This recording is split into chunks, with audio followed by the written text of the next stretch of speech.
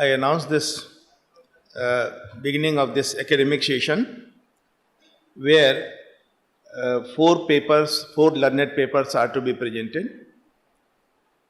And the theme of this academic session is looking beyond the boundaries. Time is very short, so I will request all the speakers that they may be kind enough not to take more than 10 minutes because only 50 minutes are in hand, and so we have other programs which are awaiting us. Only one thing before the session starts, I will like to say that everything in this world which develops has its own limits, boundaries, but it doesn't mean that it should be only occupied with that. If we want to develop, so we should welcome those thoughts, those things also which are contradictory. In nature also, this hot and cool, expansion and contraction. If it is not there, so the balance of nature will remain no more. So it is to be welcome. And that our tradition says that prajna vivekam labhate. If our knowledge is there, but it can't be useful unless prajna vivekam labhate bhinnai agama darshane. If we don't go through the other thoughts, other contradictory thoughts even, Kiyadva shakya munnetum swatarkam anudhavata. If we are very much pleased with our own boundaries, so it is of no use. But when we like to cross this boundary, one must be very much careful also. As there is in inscription of Rudradaman, Praudhi prakarshena purana riti. We must not leave our roots. We must be there. Praudhi prakarshena purana riti vyatikrama. But that vyatikram should be shlaghyatamah padanam, with something better than that. So if we want to adopt something more, if we want to develop something, if we want to make some revolution even there, so it should be in a better way which was existing earlier. Not only change only for change, no. Change only for some better. So if it is not taken into care, then whole things become corrupt. And for this, two essential things are very much needed in a human being. First, the tolerance, and second, the Shraddha, as we have heard very good explanation in the morning session. Shraddha doesn't mean that you are very much confined with that thought, and so you should reject other. I remember one quotation of Ramakrishna, from Ramakrishna Vachanamrita. He says that a newly married bride, she is devoted to her husband, but it doesn't mean that she must not care of her in-laws and others. So, keeping very shraddhalu to your own faith, you must be careful for the other faiths also, not with the vision to criticize them, but critically analyze them, your own faith also, and that also, so that you can make a better change in that. Otherwise, even the flow of Ganges, if it is totally obstructed and it doesn't flow, one day it is bound to be corrupt. So Aitareya Brahman says, Papo nrishad varojana, indra iccharata sakha. So if you are stuck at a point, so you are corrupt with Papa. And so go on, flow on. And so this flow will remove all the expected blemish in you. So it will be the washing capacity. So a culture only prevails which keeps on changing with some better process. With these words, I will request my learned speakers to present their paper. First of all, I invite Mr. C.J. Krishnamurthy, whose the paper is Role of Linguistics in Spiritual and spiritual education. So I invite Mr. C.G. Krishnamurthy, please. Namo Bhagavate Ramanaya. Namasabhayai. Namasabhabis. Namasabhapati Tascha.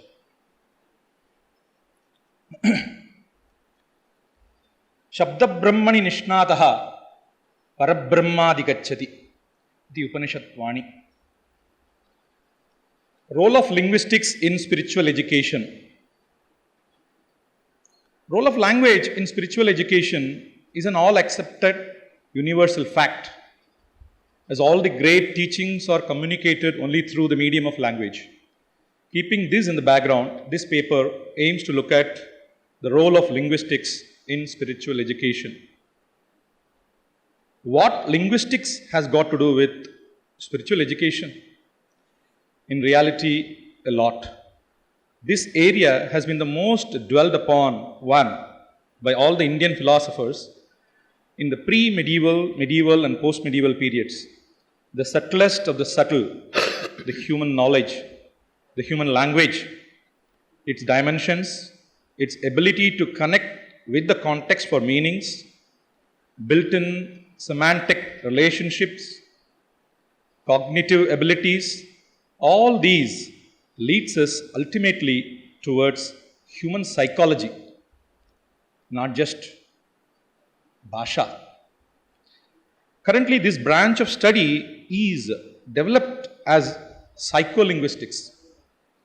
These aspects were necessary to study both the highest capabilities of human mind as well as its limitations. Such a clear understanding is essential in grasping that spiritual realm termed as Vachamagocharam. That stateless state which is beyond words. These aspects of linguistics, starting with simple words, sentences, cognition, and to psychology, these were and are studied in depth in the Indian linguistics tradition since time immemorial. The Vedic seers and the great teachers have seen the subtle connections between the word and the Almighty, if I am allowed to say so. Brahman. As the saying goes, Shabda Brahman. Shabdaha eva Brahma. As the famous Upanishadic statement goes, which is found both in Maitrayani Upanishad and Mahabharata, Shabda Brahmani Nishnataha Parabrahmadikachati, means the one who dwells deep into the aspects of language attains spiritual emancipation. अत्र व्यावहारिकस्तरे केवल भाषाज्ञानं पर्याप्तमस्ति. प्रमेयज्ञानग्रहणा अवसरे एवं प्रमाणस्य प्रामाण्य अवगमन अवसरे च शाब्दबोध भाषाविज्ञानम् अपेक्षते. एवं अध्यात्मविद्यायामपि. For the worldly affairs, it may be sufficient that simple knowledge of language is sufficient. However, while dealing with the cognitive factors and the examination of those cognitive factors require linguistics knowledge, more so in spiritual education. Because we are dealing with the sayings of great teachers, seers. So how do we interpret those statements? For that, linguistics is an essential ingredient. As a Shastra, linguistics, primarily Vyakarana, essentially leads us to Purushartha. Purushartha Palapradayakam Shastram. Dharmartha Kama Mokshaha Purusharthaha. Where the main goal is moksha or spiritual emancipation. Particularly when the linguistics encompasses 4 of the 6 limbs of Veda, Vedanga, Shiksha, Chandash, Niruktam, Vyakaranancha. In addition to this, logic and ontology collectively referred to as linguistics in this context. The celebrated grammarian Bhagavan Bhartrhari propounded that artha pravritti tattvanam shabdaha eva nibandanam tatvava bodha shabdanam nasti vyakaranat vrate Vakyapadiyam Brahmakandam.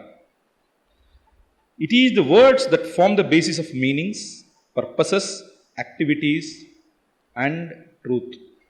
Ultimately, even the truth itself is propounded in words.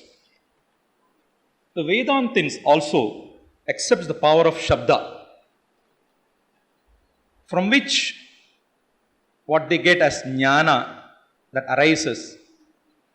Both Vedantins and the epistemologists, Nayayikaha, take the Shabda as a Pramana itself, proof in itself. The Shabda and the Sushtu Shabda Avagamanam Ubhayamabi Anivaryam asti. Vyavaharika stare eva Shabdarthaha Saraparyantam gacchati. Yada Pipasa iti padaprayogena eva Jalasya avashyakata tanivarana vyapara paryantam arthasya vyaptihi vartate. Yadi laukikeshu vakyeshu eva iyam gatihi chet shastravakyanam cha kim va vaktavyam shabdabodha bhasha vijnanasya anivaryata drishyate.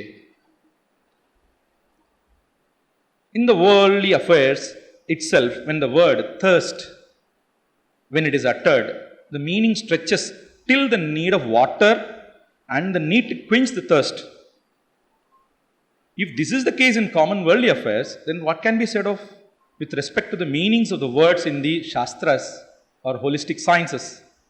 The unavoidable need for linguistics to determine the meanings can be clearly understood.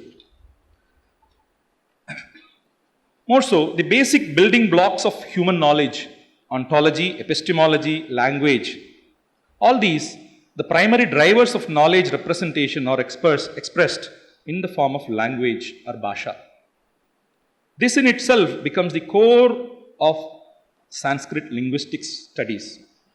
Just 4 sutras of Maharishi Panini are sufficient to explain these aspects and how they form the essence of the language itself, Sanskritam. From Ashtadhyayi, Dhruvamapaye apadanam janikartu prakritihi. These 2 sutras explain the tadbinnatvam vyavrittischa. These 2 are ontological aspects, differentiating padartha. The second building block, epistemology, is explained through the sutra Anabhihite. This sutra explains Sarvesham Padanam Anugada Dharma Purvaka Sambandha Apodhara Padarthascha. The logic of sentence structure, words and their mutual relationships, and also their intellectual abstraction is derived through this sutra. The third building block, language, is explained through Arthavat Adhadur Apratyaya Pradipadikam.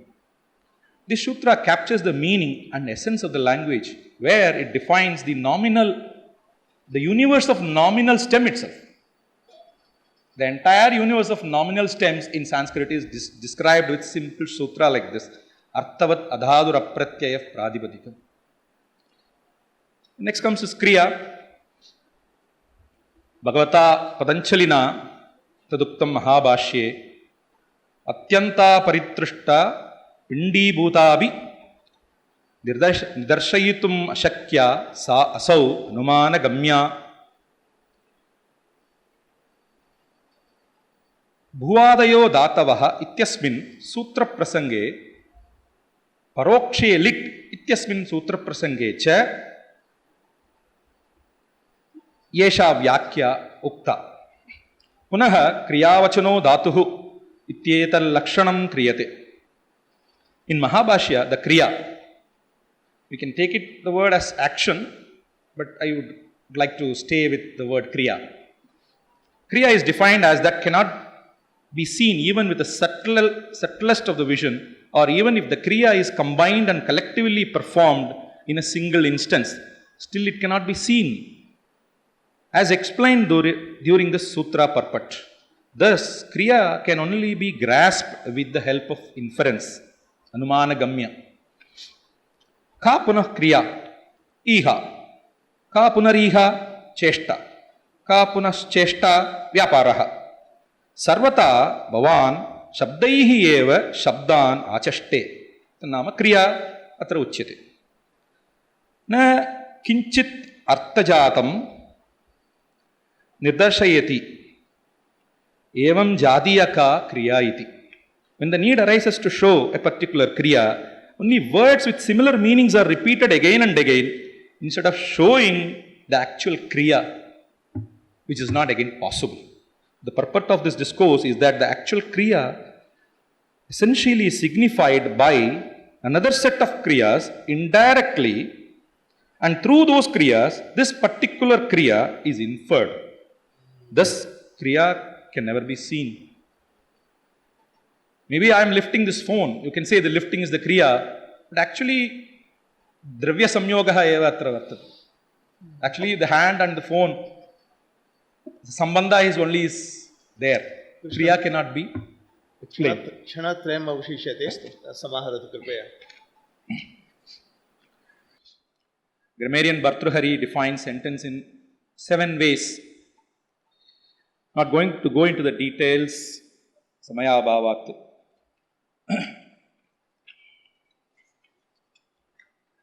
Such minute and subtle differences are essential for grasping the purport of important spiritual treatises, philosophies, and discourses. With the absence of applying these linguistic methods, we are witnessing many shortcomings in the translations of simple words like Arya, Dharma, Shraddha, Sringara that we are witnessing everywhere. People are misquoting these words, diluting the meanings, or referring in non-contextual references, non-contextual situations. If these, with respect to simple words, then what can be said of technical words like anaikantikatvam? In summary, all these reasons prove that a certain degree of linguistics knowledge is an integral and unavoidable part of spiritual education. Ekashabdaha sushtu prayuktaha swarge loke kamaduk bhavati. Sushtu prayuktatvam nama sadhu shabdaha prayujyante. Kete sadhu shabdaha sishtaihi anuvakyataha. Kete sishtaha Gumbidhanyaha, Alolupaha, Ityadi Visheshanayuktaha. Sishta Parijnanam Katam Sishta Parijnanartam Ashtadhyayi Sadhu Shabda Prayogaihi Sadhu Vicharaha Manasi Utpadyante. Evam Bhagavan Patanjalihi Vagyogaha Idi Kaschana Prayogaha Tavanasti Tadvara Mokshaparyantam gantum avishakyate iti. With these few words, I complete my speech here, and I wish to record my humble gratitude to my teachers, Professor L. Kumaraswamy and Professor Srinivasa Varakedi and Professor Sampath Kannan. Sarvam Ramana Desikarpanamastu. Dhanyavadaha. Thank you, Mr. Krishnamurti. He has tried to express the philosophy of grammar, where Brahma is taken as a Shabda Brahma, the form of Brahma, and ultimately it goes to that. So, well presented. I'm sorry, I can't give some time for question. In the last, if we have some, so collectively it can be used. I now invite the next speaker, Dr. Vijay Sim L. Ramaiah, the value of education. Namo Namaha. Respected saints, scholars and friends. I'll start with Mangala Charanam. ओंकारं बिंदु संयुक्तं नित्यं ध्यायन्ति योगिनः कामदं मोक्षदं चैव ओंकाराय नमो नमः. Next, introduction and rationale. There are some terms given which have already been described again and again, so I am not going into it. Next, why is it necessary to have value education? See, I prepared the paper of value education based on a book Niti Manjari by Daya Dviveda, written in the 15th century in Sanskrit, and it is based on the Rigvedic legends. There are a lot of Niti books, but none of them have quoted Rigveda. So I have gone to the prime source. Now, why is it necessary to have value education? The present day world has advanced a lot, but it seems to be in chaos. With all the physical amenities available in this so-called global village, whether man is really happier or happy at all is the prime question. Man has to differentiate between the need and greed, use pure means for good end, and he has to respect the human values. Next. To become aware of the universal values like global consciousness, social justice, gender equality, ethical behavior, family values, ecological sanity, nurturing the inner life, treating work as worship and respect its sacredness. The new paradigm of mutual interconnectedness, that is, well-being of each depends on the well-being of all, in the place of the old paradigm of political realism, that the world is fundamentally a scary place consisting of cruel and selfish people only. The solution is perhaps available in some form in almost all the living faiths of the world in their scriptures, where ethics and morality are emphasized in no uncertain terms. Now let us discuss Hinduism in this light. Hinduism is also known as Sanatana Dharma, and its first scripture, Rigveda, has given solution through legends. The credit for this goes to an unsung hero of the 15th century, Sri Daya Dviveda by name, who wrote a book in Sanskrit named as Niti Manjari, where his aim was to popularize the Vedic mantras, in particular from the Rigveda, and the stories therein, so as to highlight the morals to the common people. Next. I've given bullets, biography, and about his scholarship. The eminent scholar Sri Anand Shankar Dhruv praises his work while writing forward to this very book. He has been acclaimed by Eastern as well as Western scholars also. Next. About the book Niti Manjari. I have again given the bullets. I will run through some of them. It is worthwhile to mention here that according to Nitikar Daya Dviveda, Niti is something to be made part and parcel of life. That is, it is to be lived in thought, mind and action. Such dharma is called Niti, and this is the Manjari or cluster of flowers of the aforesaid Niti, on learning which one develops love and respect for dharma and disregard for adharma. Thereby he can easily follow the meaning of the Ruchas of the Rigveda and its practical utility. In short, Niti Manjari is a unique book of vital importance and is useful to a specialist as well as a layman. Next. Every human being wants to be happy by all means. Life is a mixture of dualities like pleasure and pain, raga and dvesha, etc. Human nature is generally extrovert, but this extrovert nature does not resolve his problem, but often leads him to resort to improper means to either get pleasure or get rid of pain. The solution lies within and not outside. So one must become introvert to analyze the real causes of his predicament. Next. The author has described various legends where he has shown and drawn some principles. He has described Indra and Agni's few legends where it shows that attachment to mundane things is bondage. Hoarders and profiteers are censored. The Swadharma should never be given up for the benefit of society that is being taught by Ashwin and Rubhavas, who were the deities. Next, the famous story of Shonashep is quoted to show how to convert an adversity into an opportunity and achieve divinity. There are few romantic dialogues quoted appropriately. Next, how does Niti Manjari help us in this endeavor? Keeping in mind the human values professed in the book, NM Niti Manjari has given in a tabular form for better understanding of the same. Human values are generally understood as those universal concepts, drivers of action, which are found in all cultures, all society, at all times, and in all places where human beings ache out. Next. Next. This shows human values are depicted in a picture. Next. The table is very self-explanatory, where I have given the main, I'll just read out the main titles. I've given all the statistical details over there.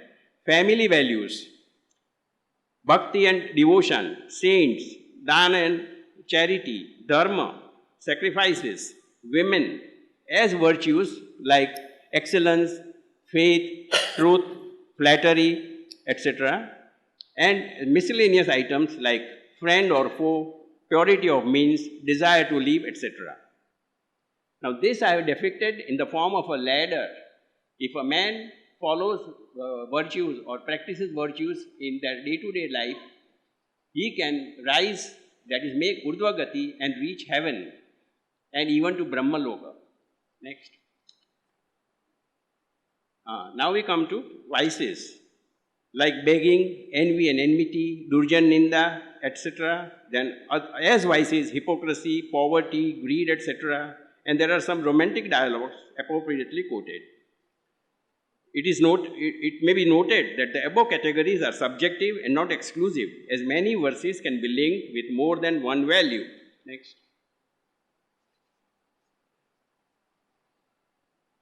Here again I have shown in the form of the ladder how if man practices vices in his life, how he will go make adogati and make his life miserable and reach hell. Next. Now I'll quote one episode from the book. It's a very interesting one. Shyavashva is the son of a Rishi, Archananas, and the grandson of Saptarshi Atri. He had learned all the Vedas along with their Angas and other Vedic literature. Once as an apprentice, he accompanied his father, who was invited to conduct a sacrifice for the king Rathaviti. There he saw Princess Nusha and fell in love at the first sight. His father also got impressed with the princess and felt that she would make a right daughter-in-law. After the sacrifice was successfully concluded, he spoke his mind to the king. The king, diplomatically, in consultation with the queen, refused the offer on the ground that his son should qualify by acquiring Rishihood, that is, he should become a Mantradrashta. The son accepted the challenge and succeeded with self-belief, systematic approach, and perseverance. This is beautifully narrated. Next. This mythological story looks like a fairy tale, but we can draw many important lessons as I have given in the bullets over there. It teaches us what was the Vedic ritual tradition then, Rishi tradition, parental duties, challenge accepted. Mantras are the sole prerogative of the Rishi, and the gift giving the sole prerogative of the king. Power of mantras and the power imbalance. Seeds of Varnashram Dharma are also seen in the book, management fundas, social relationship, etc. Next. The second episode is very appropriate for our topic. It highlights the responsibilities of a teacher, his profession, and his relationship with his pupils and also society. Indra, while in a happy mood, once revealed to his dear friend Rishi Dadyancha the sacred knowledge, which is also known as Madhu Vidya, about the dwelling place of Soma an immortal drink. On realizing his mistake, the deity warned the Rishi not to reveal this secret to anyone, failing which he would be killed. The Rishi was an excellent and dedicated teacher and was mentally prepared to teach this sacred knowledge to a capable pupil in spite of the danger to his life. The two divine Ashwins pleaded with the Rishi to teach them this sacred knowledge. On learning about the danger to the life of their teacher, they assured him not to worry. As divine surgeons, they would be able to restore him to life in such eventuality. They connived together and learned the sacred knowledge from him. On knowing that he was cheated by the Rishi, agreed Indra cut off the head of the Rishi with his thunderbolt. Ashwins refixed the human head of the teacher and restored him to life. This mythical story teaches us many lessons. Teaching is the best profession. A dedicated teacher imparts knowledge to deserving pupils even at the cost of his own life. The mutual trust and respect between the teacher and his pupils, relationship amongst deities and the Rishi consists of many human virtues like mutual respect, charity and trust, as well as some weaknesses like jealousy, anger, connivance, etc. The high standard of medical science during the Vedic period invites further research by the medical scientists. Next. Sir, we have 3 minutes to sum up. Yeah, I'll finish. Romantic dialogue is appropriately narrated. I'll skip over. The next episode of Durjan Ninda is quoted with 2 verses, and it teaches us a very important lesson that censor company of a wicked at all costs, as it will be suicidal. Next, Shuna shape also I have mentioned earlier, so I am not going about it. Now let's go to the next point, observations and conclusions. Are the methods of science and spirituality complementary or compatible? I have quoted two examples which prove that yes, they are compatible.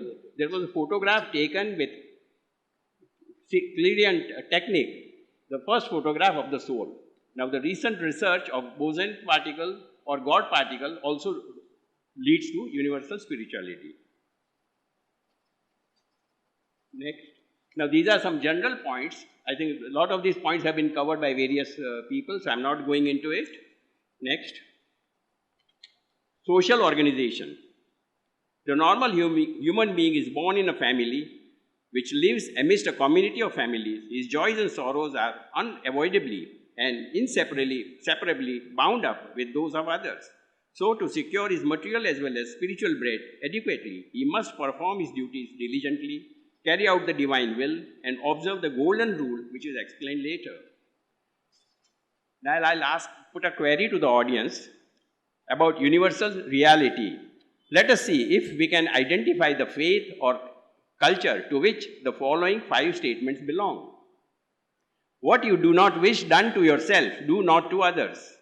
That which you hate, do not to your neighbor. Do not do to another what you would not like to be done to yourself. That is the gist of the law. Let none of you treat your brother in a way he himself would dislike to be treated. That which you hate, do not do to your neighbor. These 5 sermons are from 5 different faiths which were spoken by different seers at different time periods in different regions under different situations and possibly without any contact or influence of one another. Still, they all emphasize one important virtue called altruism or Atmapaumya Drishti, which acts as the golden rule to bring peace and harmony to the whole mankind. Next. Education is educationist. A lot of things have been said about this topic, so I'll just skip over. Next. Next. We are finished with the... Earlier. Before concluding, I would like to express humbly my sentiments of gratitude and joy to the organizers and this august audience rather philosophically. Perhaps it may also echo the sentiments of some of us present here, and it is appropriate for the theme of the seminar. With salutations to all from the bottom of my heart, such a vibrant and pious place is Adi Shankar Nilayam. Coming from far and near, meeting on the road of life, we are hungry and thirsty for bread and water of life. Begging fruits of life from the abounding vineyards, nurtured by the benevolent seers with love and care. who brooded anxiously and lovingly over mankind, like mothers would brood over their little children. The fruit is love, born from the all-pervading reality. Let us taste and share equally a little of their fruit here, to carry its good seeds of unity and love back home, to plant them with all the care there and everywhere. Thank you, Mr. Ramaiya, for a grand presentation. Thank you very much.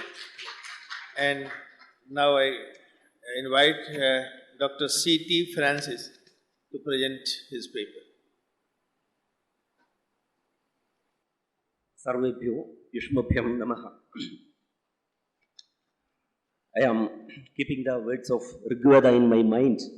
Guhanihidani Trini Nangayante Turiyam Vacham Manushyavatandi. Hence I am going through only the 1/4 of my paper. Hinduism and Christianity, two religions with a hand in hand. Hinduism and Christianity are generally held to be two religions with different and mutually conflicting worldviews and philosophies. But based on my long-term association with the scriptures of these two religions, I can assert that they are mutually complementary in their vital doctrines and interpretations of life. My opinion is that while taking the basic doctrines of these two religions into consideration, it can be seen very clearly that these two religions agree on the basic principles of religion, like the concept of God, sacraments, rebirth, emancipation, etc. Perhaps it may be felt strange that the concept of rebirth can be seen in the Bible also, as it is in Hinduism. It can be made clear if the story of Adam and Eve is made subject to a reading in the light of the story of Shantanu and Ganga Devi narrated in the Mahabharata. Shantanu's name was Mahabhishak in his former birth. He was absorbed to the heaven after his death. There once he went to the Brahma Sabha, where Ganga Devi was also present. At once a breeze came and struck down the upper garments of Ganga Devi. Then everybody present there except Shantanu looked down in modesty.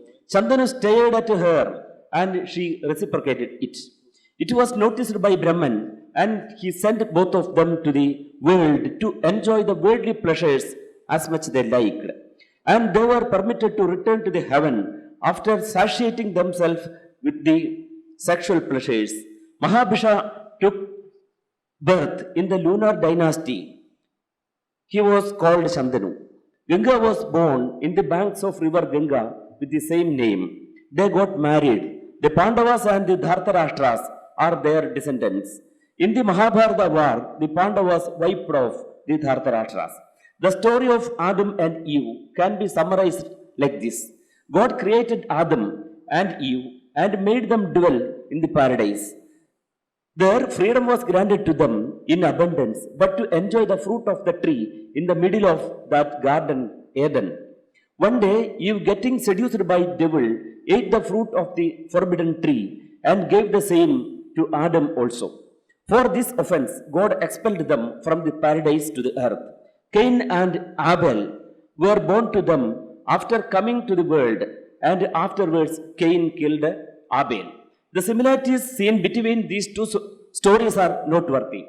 The offense of Mahabhishak and Ganga Devi was that they had sexual thirst within them, so they were sent to the world.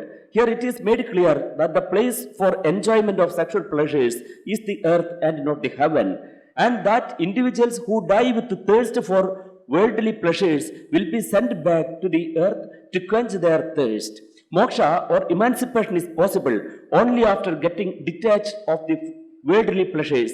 This must be meant by the Bible, mentioning that it is very difficult for a rich man to enter the heaven. His mind can never be free from the worldly bondages. The Bible has not explicitly stated that the offense of Adam and Eve was something related to sex, but there are enough clues to believe that the story of the fruit of the tree is a metaphoric or symbolic representation of an offense related to sex. For example, the immediate effect of their offense was that they became aware of their nudity. The book says, and the eyes of them both were opened, and they knew that they were naked, and they sewed fig leaves together and made themselves aprons. And they heard the voice of the Lord God walking in the garden in the cool of the day, and his wife hid themselves from the presence of the Lord God amongst the trees of the garden. Had the offense been mere consumption of the fruit of a tree, the offenders would not have felt anything specially about their nudity. So it is evident that the offense was something related to their nakedness. And God asked, "Who told thee that you wast naked?" No answer was given to this question, providing to infer that the offense itself made them aware of their nudity. The curse of God against Eve is also suggestive to the fact. The book of Genesis of the Bible says, "Unto the woman he said, I will greatly multiply thy sorrow and thy conception. In the sorrow thou shalt bring forth children, and thy desire shall be to thy husband, and he shall rule over thee." In addition to these, there are some other similarities also to the biblical story with that of Mahabharata. Dhartarashtra and Pandavas were the descendants of Shantanu and Ganga Devi, who were expelled from the heaven. In the war of Mahabharata, the Dhartarashtras were completely wiped off from the world by the Pandavas. The Bible observes brevity in narrations and describes this incident as assassination of one brother by the other. In the Mahabharata, the root cause of enmity between the cousins was jealousy. People had high esteem of Pandavas, and Lord Krishna was a companion to them. Similarly, in the story of Bible, Abel was virtuous and the grace of God was with him, and that was the cause of jealousy of Cain against him. While considering these facts, it may not be false to think that both these stories are same presented in different manners, and that must be due to the cultural difference of their places of origin. If this observation is not false, the story of expulsion of Adam and Eve from the paradise is an instance of rebirth. Very often in the Bible, death is termed as sleep. Jesus Christ tells his disciples that about the death of Lazarus that our friend Lazarus sleep, but I go that I may awake him out of sleep. Howbeit Jesus spake of his death. If the same meaning is applied to the story of Adam, it can be doubtlessly told that Adam, who lived with his wife in the paradise, was the rebirth of him who was made to sleep by God. It was only in his rebirth that he made the offense. The Lord may be testing him whether he might obey him while living with a she companion.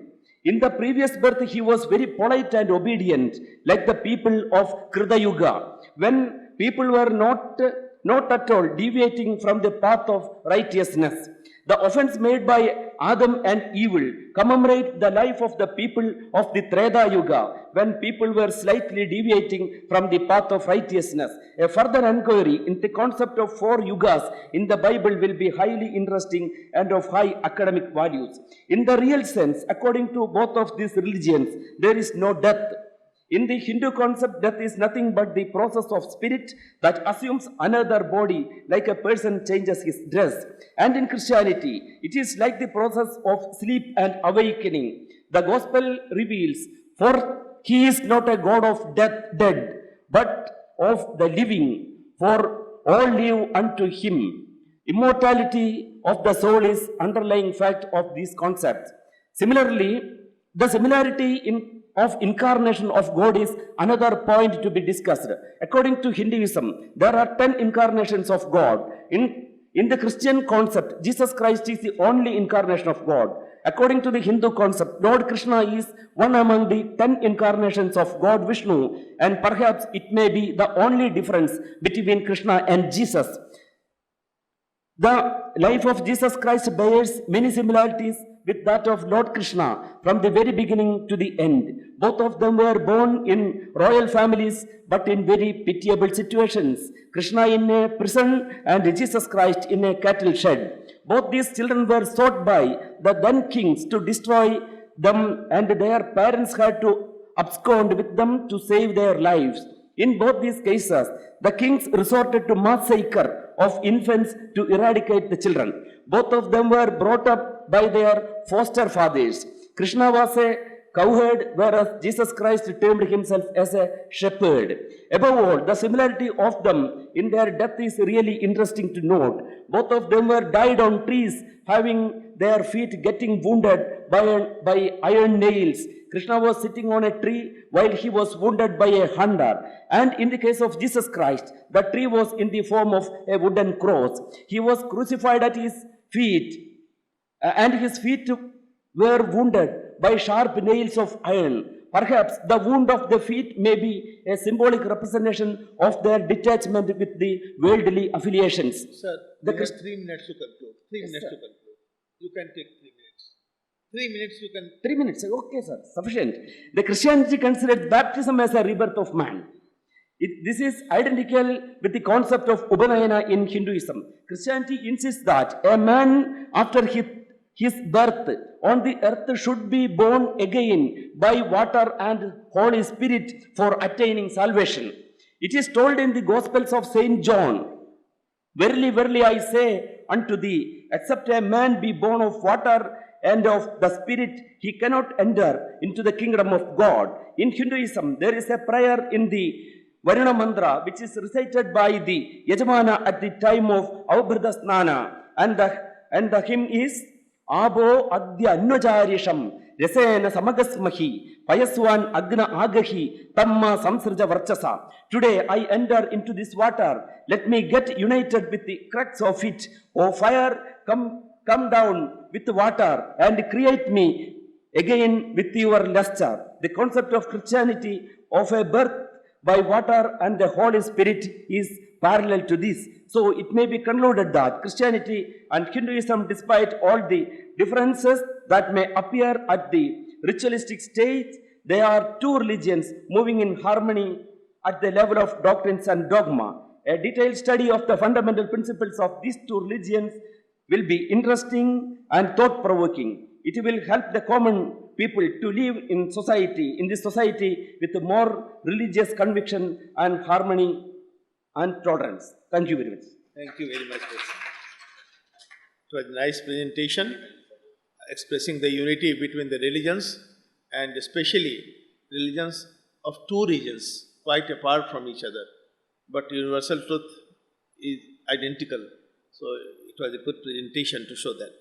Now I invite the last speaker, Mr. S. Arvindo Ji, to present his paper, Advaita Vedanta, an integrated path for spiritual understanding. Distinguished Chairperson, Honorable Scholars, and my dear friends. Namaste, everybody. With your grace and permission, let me start my paper.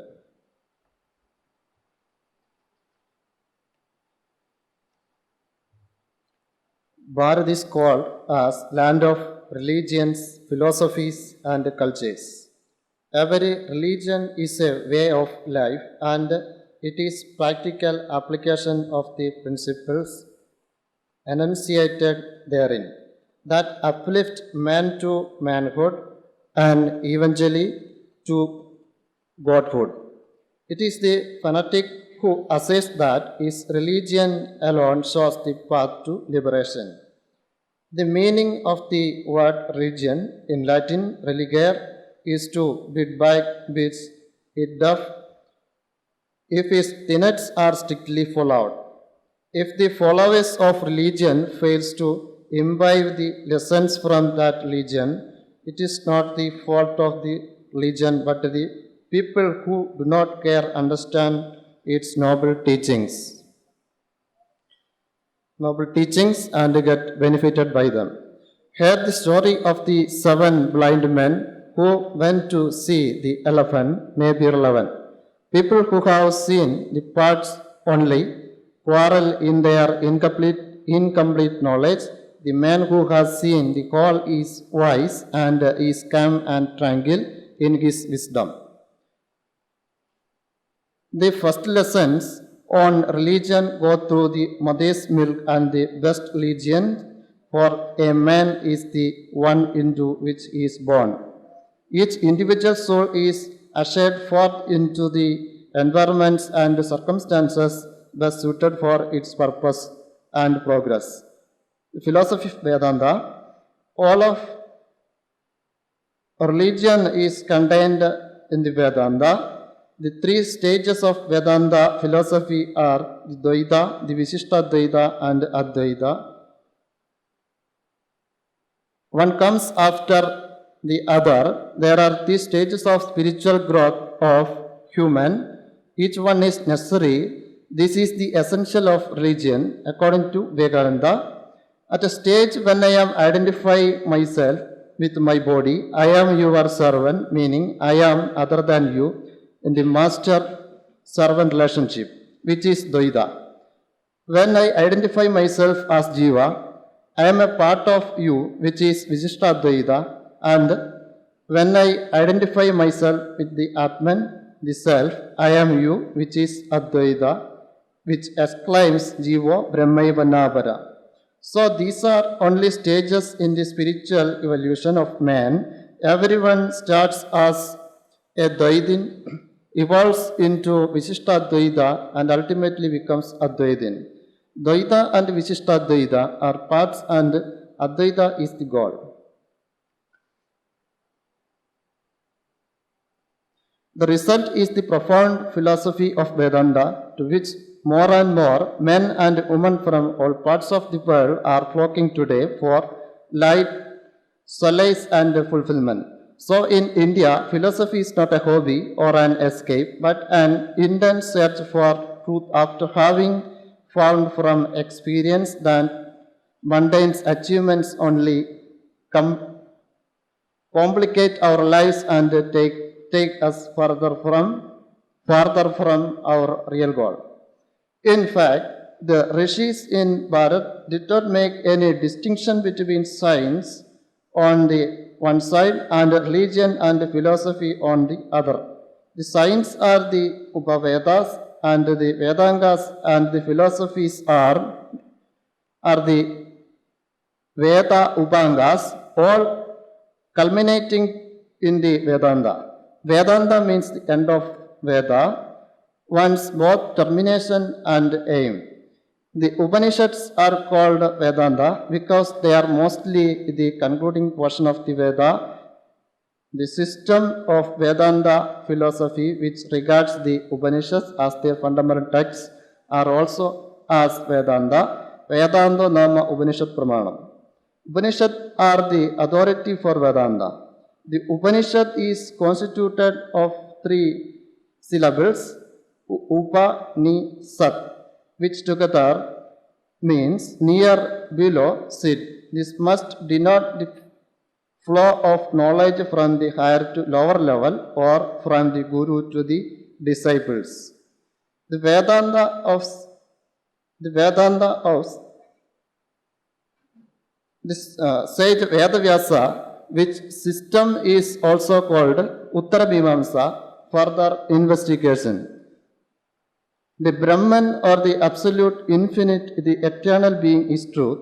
The world is or unreal, and the individual soul is no other than Brahman or the absolute truth, which is absolute existence, knowledge, and bliss. Brahma Satyam Jagat Mithya. So realize yourself to be that is the essence of the system leading to the celebrated Advaita philosophy. The greatest exponent of which was Shankaracharya. In Vedanta, there is no individual soul as distinct from the universal soul. Hence, it is that the doctrine of the school is called Advaita or non-dualism. The universe exists as the product of the eternal essence from overspread by Maya, which obstruct perception and the reality. The text Mandukya Karika of Gaudapada may be regarded as the first available systematic manual on Advaita. According to Advaita, there is no difference between Brahman and individual soul in their essence. Due to avidya, the latter is imagined to be moral and limited knowledge. As avidya between Brahman and the individual self is projection of avidya. When avidya is dispelled by true knowledge, the oneness of Brahman and the individual is realized and that is liberation. Ahangaradi Dehandan, Viveka Chudamani, 27. Bondage and liberation, Danda and Moksha have been defined in Sarvopanishad as the master of self looks upon the body and such like things other than the self. As itself, this egoism is the bondage of the soul. The redemption from this egoism or wrong identification is liberation. Mana eva karanam manushyana bandhamokshayoho. It is the delusion of identification with the body. Give up the false idea that you are the body and imbibe the truth that you are the Atman Tattvamasi in Chandogya Upanishad. Then one can achieve liberation. Contemporary Indian thought has not divided from the central truth of Advaita. In recent times, owing to cultural contacts, Indian thought, especially the philosophy of Advaita, has been restated in terms of modern knowledge by great Indian thinkers of century, the 5 different influences. The reform movement in Sanatana Dharma, such as the Brahma Samaj, the Arya Samaj, and the Ramakrishna Vivekananda movements. Second, the religious philosophy of Mahatma Gandhi. Third, the idealism of Dr. Radhakrishnan. Fourth, Tagore's poetic approach to Advaita. And fifth, Sri Aurobindo's organic view of reality. All are very modern presentations in Vedantic teachings in their universal application. In the philosophy of Ramakrishna and Vivekananda have the splendid examples of new orientation of the monastic philosophy of Shankara. It emphasized the identify, the worship and service. Vivekananda conceived a program of service which will be twin ideals of perfection and common wills. Loka Sangrahanam. In fact, the worship of the poor, the Daridra Narayana, as visualized by Vivekananda, has been expressed practically by Gandhi in his campaign of the uplift of Harijans, adopting the verse of Kathopanishad, Uttishthata Jagrata, awake and stop not till the goal is reached. Tagore, a poet of humanism and culture, has distilled the Upanishad and Advaita in song. According to Sri Aurobindo, the goal of spirituality is the flowering of the divine in collective humanity.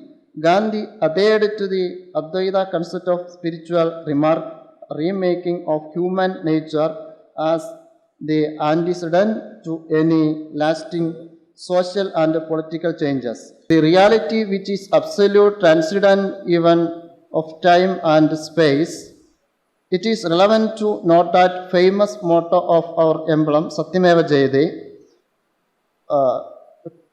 is from Mundakopanishad. Second, the transcendental self of things is also the self of all living being. I am Atma Brahma. Third, there is an identity between the true self in the individual man and the self in the universe.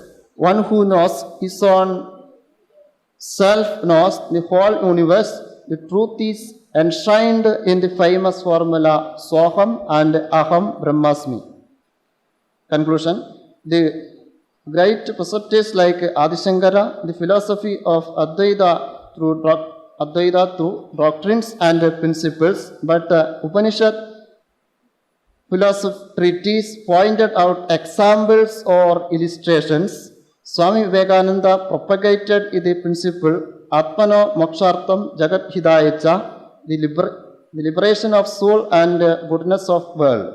Sri Narayana Guru spread the Advaita through the practical metaphysics. He installed a mirror as a deity and disseminated the principle of Tattvamasi, the absolute idealism of Advaita philosophy, that you are the supreme being, Tattvamasi. But Ramana Maharshi provided the aesthetic essence of Advaita through the principle of tranquil silence to the dedicated devotees.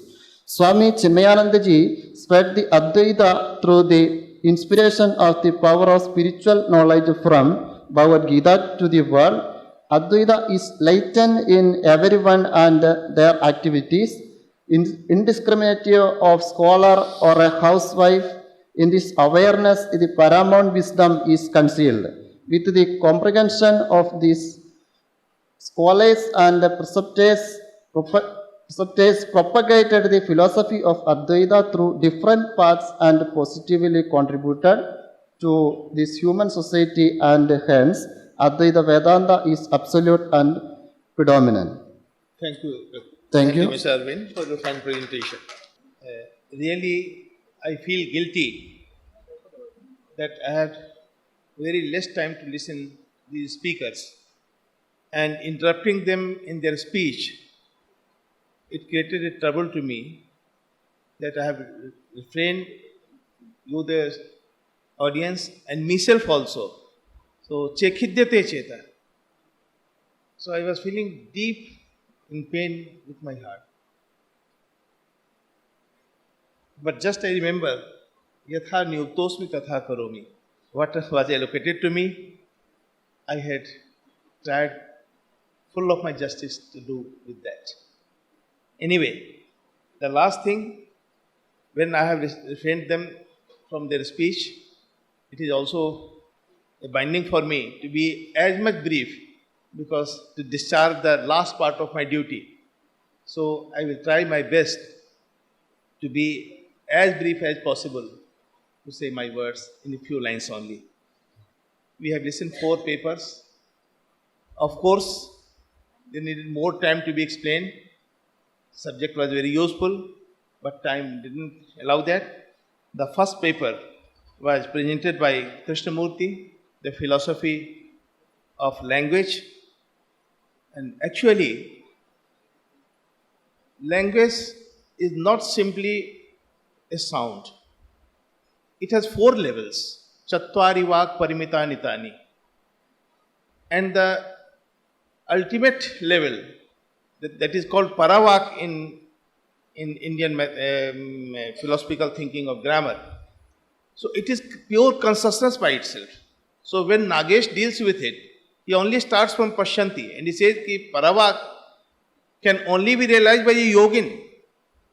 Not yogin can be anybody, but who goes in that level of his personality, where he is undivided soul. So in that sense, Shabda Brahmani Nishnata Parabrahmadi Gacchati. And this Shabda has 2 forms, Karya Shabda and Nitya Shabda, according to Vaiyakaranas. So we start from Karya Shabda, but ultimate goal is to reach the Nitya Shabda. And if we stand in Karya Shabda, it can only create a chaos. For a practical example, because we can understand both by the words whether it is right or it is wrong. So sadhuvat asadhu, asadhushvapi bodhakta. But what is the difference? In sadhu shabda, purna janakta is there. A special type of quality comes there, which leads us forth to reach the paravak. A very example can make clear it. We can call our mother Ma, and at the same time, we are free to call her, O wife of my father. The meaning will be coming. But what will be the result, you can experience by yourself. What will happen then? So, he was very much right to say that Shabda Brahmani Nishnata Parabrahmadi Gacchati. Second paper was by V.S.L. Ramaiya. He was very much right to say interconnectedness. If we say the elephant is like a fan, okay. Regarding the ears, it is like the fan. But we do not see the elephant in toto. and then use this partial experience, then we will be wrong. So whatever we are dealing with, we will have be cautious about the whole. And Niti, what he has told, the values, there is a remark by Rajarashwar Shastri Dravid in the introduction of Shukr Niti. He says, why do we need Niti? Why do we need value? Because every man has his own desires. And when violating the Shastra, he does according to him what is priya to him. So it creates a very chaos in the society and very much difficulty with him also. So Niti comes there to rescue him from this trouble. So values are there to help us to get ourselves out of the trouble. And so without Niti, if we think that we can be a good soul, a universalized soul, and the very touchstone for this Niti is very clear. Atmanah pratikulani paresham na samacharet. What is not pleasing to you, don't behave others with that behavior. So this is the very, very easy touchstone, and everybody can examine himself what I am doing, whether it is useful or it should be practiced or not. About Dr. C.T. Francis, it was a very good paper, very good presentation, and all the religions in this world, they vary only on the circumference due to the geographical, cultural and other bases. But it is not that the notion is different. No religion can say that cruelty is a very good thing. So he was quoting the Varjit Phal Bhaksha by Adam. So this notion is very much clear that everybody has a choice in life, whether he will follow what is appealing to him or whether he will choose that what is really beneficial to him. Choice is his. And if he chooses what pleases to him only, so that is symbolized by Varjit Phal Bhakshan by Adam. And the same thing is Andha Tama Pravishati Ye Avidyam Upasate. Avidya and Vidya. So nothing is that. There are two types of necessity in this world. One type of necessity which leads to other necessity, to other and other, and Abhyuday. And one is that after achieving that, no desire remains, you are fully satisfied. So choice is yours. What path you choose? Either you eat that fruit which appears sweet but is poisonous, or choose to that which is not sweet but is still very useful. So he was very much with that. It is very much clear that this way of Abhyuday has a temporary satisfaction to you. It makes, for example, if you are free to consume whatever you like, but then you must be ready to expend much and much to the doctor's clinic. So by day-to-day life it is clear. So only you need to go to the way of critical analysis, and through that judge what is to be done by you. It is the first step. And what was presented by the last speaker, Mr. Aravindo, was very much clear. Yat pinde tad brahmande. So if you think anything about universal welfare, first think of yourself. Do you recognize yourself truly? Your desires, your actions? And if you are very much aware of yourself, then any action of yours will create only benefit, not to a person, not to the family, not to the nation, but for the whole humanity, rather for the whole cosmos. So first, know yourself, Atmanam Vidhi, because there are two ways. Either you act consciously or you act as a tranquilized person. So a tranquilized person also does. But what happens? He creates only troubles for himself and for the surroundings. So full awareness can be only brought through this way of Vedanta. First know yourself, then you are very much similar as the other creatures, but that does not provoke us to act like that. Shuni chaiva swapakecha pandita samadarshina, not to samavyavaharina. If you will practice like that, so only place for you will be this mental hospital. But you have to know yourself fully to recognize that, and then vyavahar will be different. Vyavahar with a dog will not be equal to the vyavahar that you are doing with a scholar. But the notion will be the same according to their personality, the circumstances.